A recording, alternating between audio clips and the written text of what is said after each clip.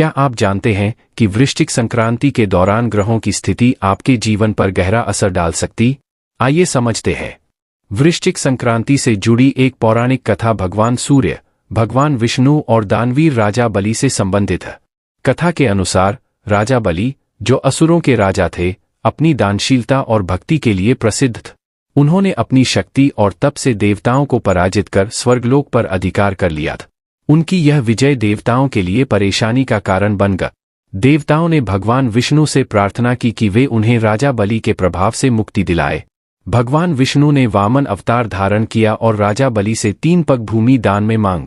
बलि ने वचन दिया, लेकिन वामन रूप में भगवान ने अपना विराट रूप धारण कर लिए। उन्होंने 1 पग में धरती, दूसरे पग में आकाश को नाप लिए। तीसरे पग के लिए बलि ने अपना सिर प्रस्तुत किए।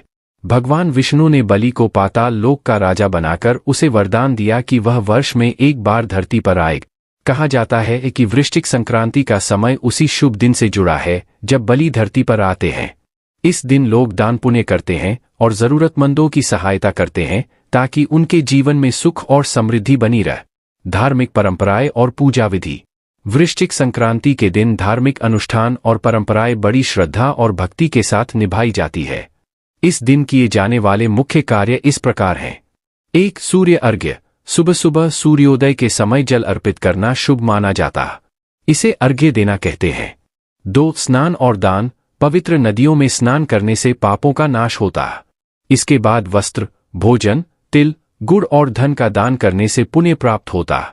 3. व्रत और पूजा। व्रत रखने वाले भक्त दिन भर उपवास करते हैं और भगवान सूर्य की पूजा करते हैं। 4. गायत्री मंत्र का जाप। इस दिन गायत्री मंत्र और सूर्य के बीज मंत्रों का जाप करना विशेष फलदायी होता है। 5. भोजन और भंडारा। गरीबों और जरूरतमंदों को भोजन कराना इस दिन का एक अहम कार्य है। इसे सामाजिक और धार्मिक सेवा का प्रतीक माना जाता है। वृश्चिक संक्रांति 2024 एक ऐसा अवसर है जो हमें आत्मनिरीक्षण, परोपकार और भक्ति का संदेश देता है।